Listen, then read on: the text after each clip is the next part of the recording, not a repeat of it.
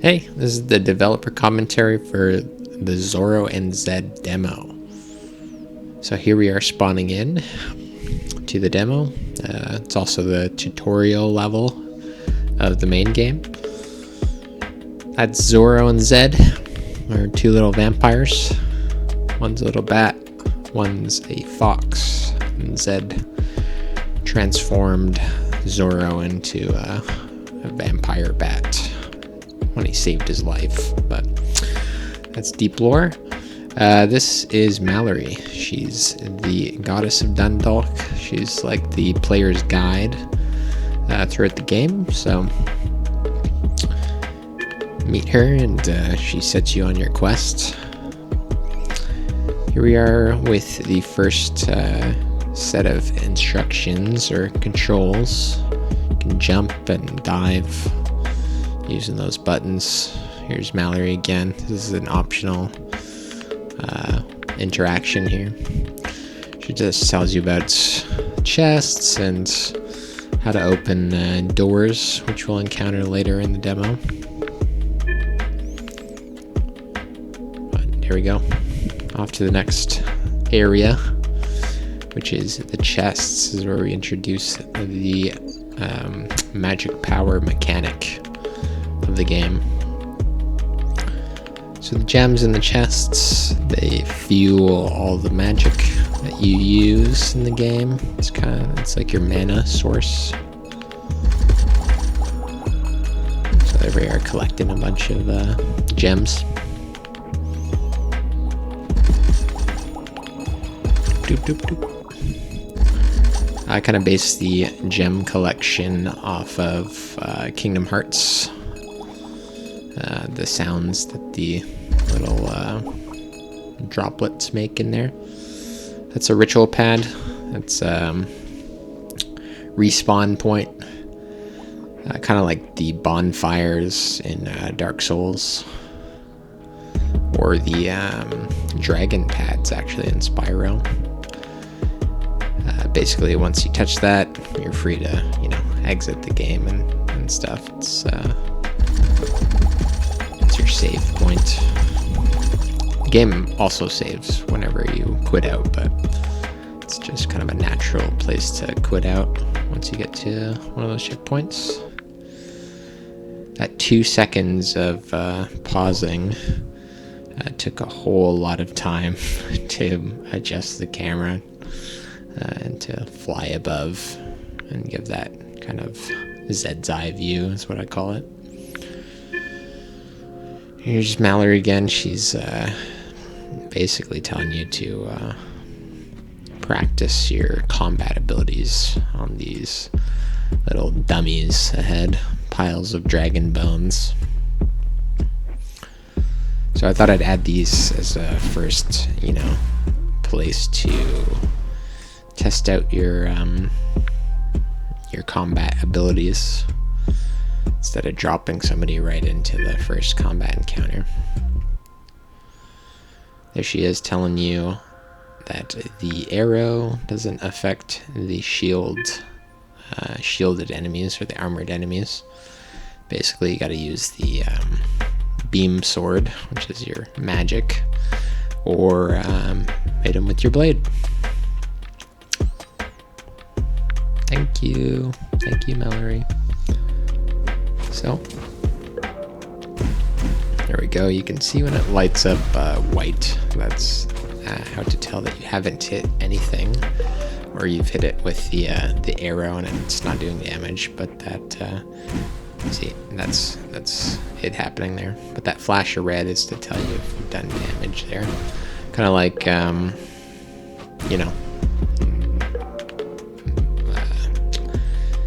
Ocarina of Time or like Zelda, like old Zelda games, they would do that. Just some feedback for the player. There's some more gems. Yum, yum, yum, yum, yum. We love gems here. What is that? Oh no. It's a dome of terror. Haha, you gotta kill all of the enemies in here to progress. So there we go. Slaying the enemies.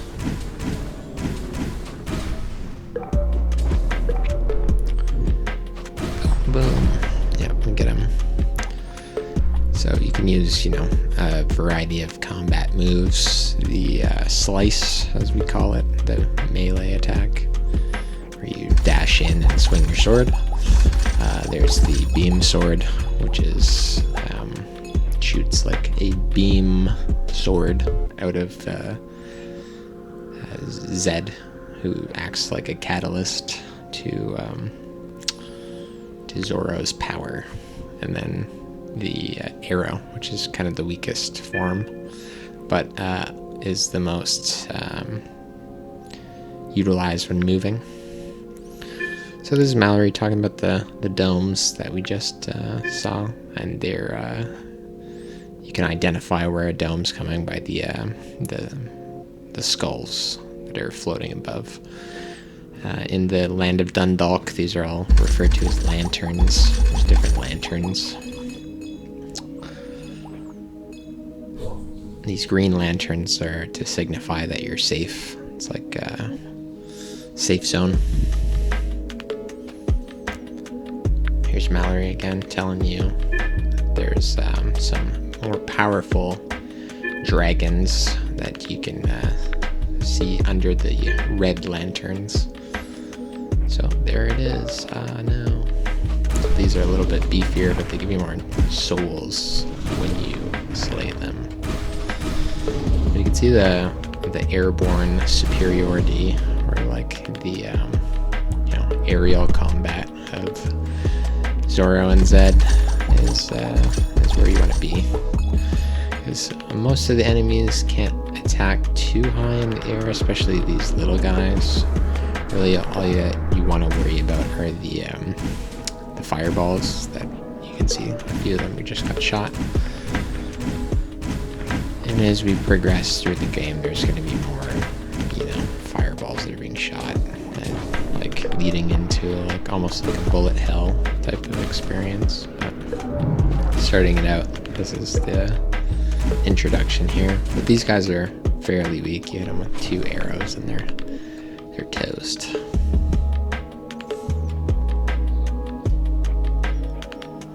So here we go. I don't usually go this way when I'm playing. I just speedrun it as quickly as possible, but there's a hidden little enemy up here that we can farm for some more souls. These guys, you just kind of gotta time their dragon fire attack and make quick work of them.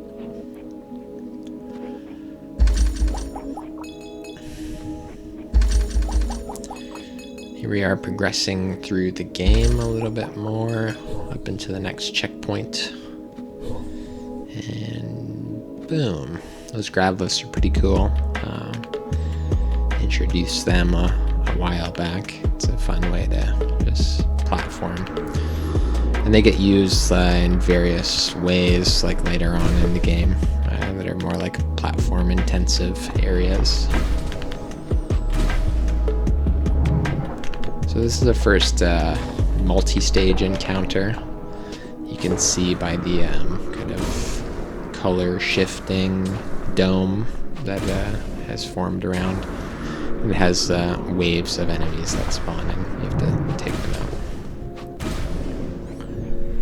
Here we are jumping around. It's a good way of dodging enemies, jumping and diving and whatnot, and utilizing the lock-on mechanic. Good way to lock on to enemies is just to, you know, continuously hit that lock-on button as you're in an encounter.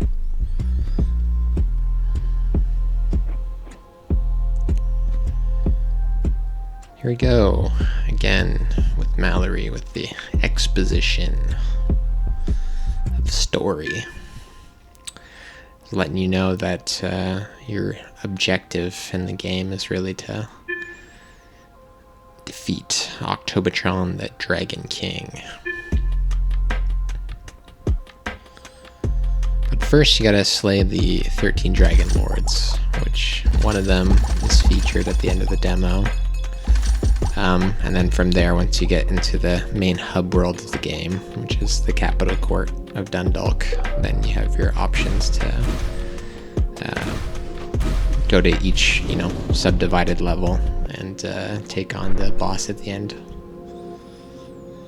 There's different environments and, the different biomes once you get to the main section of the game. Here we are making short work of these big boy dragons.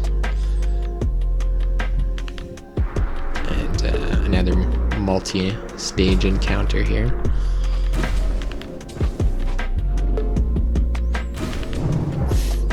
I liked setting these paths. When I make the path in the game, I kind of make it wave around like that instead of making it straight.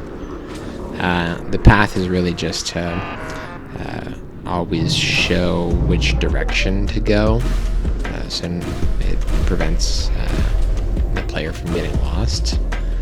But it looks a lot better when you kind of wave it around like that. More natural to the environment here. Here I'm just picking on this guy and hit him with the arrows.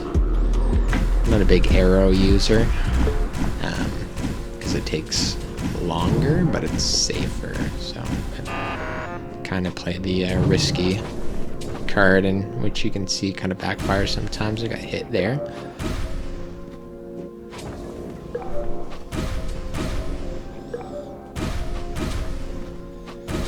Phone call. Who's calling me? Should not be looking at this. Okay, nobody important. Oh yeah, continuing on here, there's a new dragon type. These guys, they roar at you and then they dive in and shoot a bunch of fireballs there. Really good strategy for them is to kind of just jump away like I'm doing here and then hit them from the air with the beam sword. It's safer. Or you can go in once they're taunting there with their scream.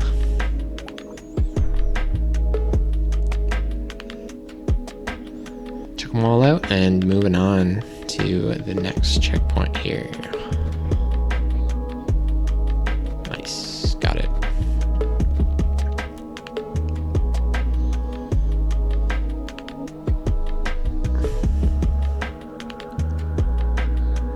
Coming up on another dragon type. Try to show off a bunch of different enemy types through the demo. These guys are similar to the last one. They kind of do a charge attack and then they taunt, but they don't give you that initial scream to let you know. So they're a little bit more aggressive. But you can see the enemy is flashing white before they attack.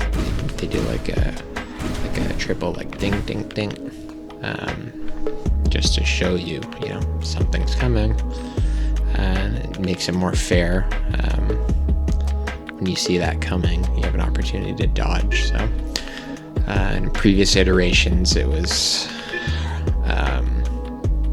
almost unfair. They give you no prior indication, and they have almost no startup to their attacks. So made that change just to make it a little bit more fair when you get hit. There's still some cheap shots in the game though, so you gotta be careful. You don't want to get swarmed by the dragons. That's the main thing. If you find yourself in a big horde, then it's not a good time. This is the orb carrier. I kind of glossed over that, but there's a big gate that we're trying to get past, and we gotta track down this orb guy by this orb, big old orb lantern that's floating above him. And then when you kill him, you absorb the orb into Zorro there. So we collected it.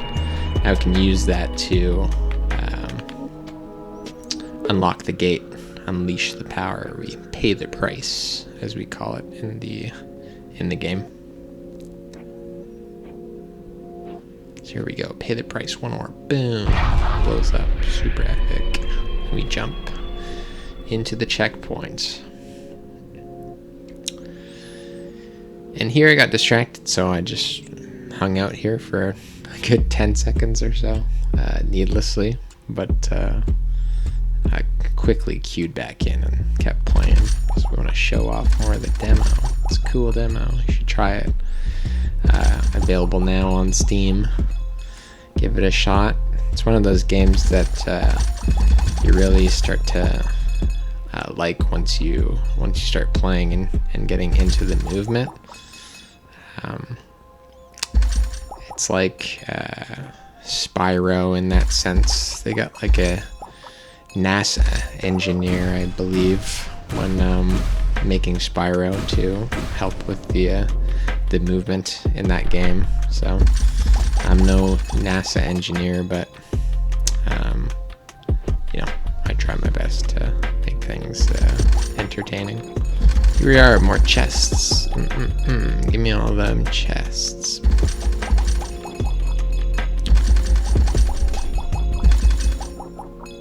Yeah, so we have a lot of gems. We don't really use the powers too much in this, because we only have access to the first power. Okay, so we're fighting this dragon, and boom, we get him. Okay, here we go. Continuing on, we got the chests there. Get turned around a little bit here, going the wrong way. No, you're going the wrong way. See, this is one part of the level where we start branching a little bit with the paths. So you have some options to take on these fights up here. And we just entered a big one. It was a multi-stage encounter. And this kind of highlights the I guess, satisfying nature of the combat when a bunch of these group up and boom, we take a bunch of dragons out in one attack. I kind of thought of it like bowling a little bit in a sense, for knocking down a bunch of pins. There's also this game that we used to play, me and my siblings, Geometry Wars. We would play this mode in the game called Pacifism, and you would group up enemies, a bunch of enemies, and have them all explode all at once. It's really satisfying, the hits, so that's kind of the thought process behind it. And actually the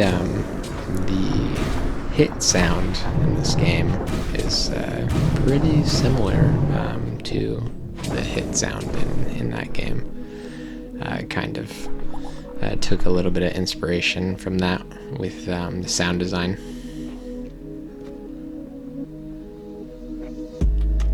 So we're moving on here to the next encounter where we see another dragon type. These big boys, big fatties.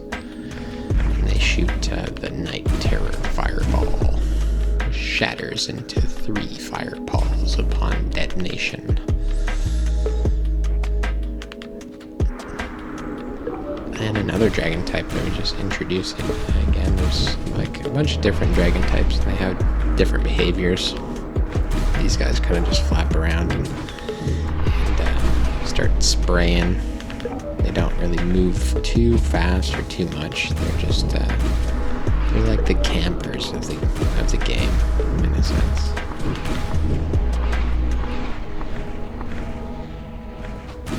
Ooh, dang! Got hit there.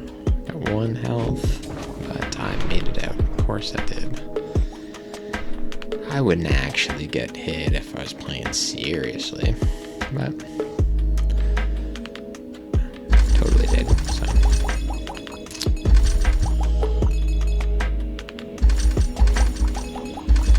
here, picked up a bunch more gems. Like I said, and in the full game, you unlock different powers with your dragon's souls, and then different powers cost different gems to cast. So there's a big lightning storm power, and kind of ice power, and a heal power, which you don't have to rely on the checkpoints anymore to heal. Mallory again, given some exposition that Anon the Guardian of the Gate is up. It's our first Dragon Lord that we encounter in the game. He's like kind of the culmination of the demo, or the ending encounter. And you can see by his lantern, it's gonna be a problem. Shoots a bunch of fireballs, so it gets kind of bullet hell like with this, especially this attack, where he spins around and he chases you and he shakes off a bunch of fireballs.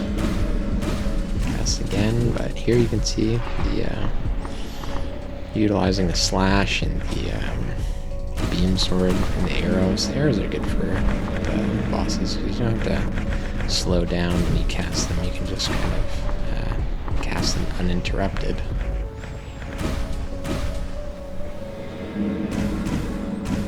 See, if you use the beam sword in the air, it slows you down.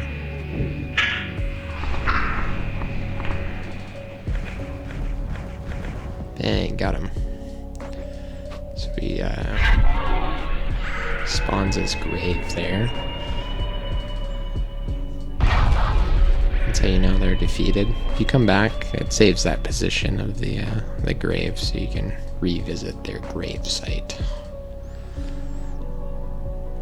And that's it. There's the warp gate into Dundalk, which takes you into the main game.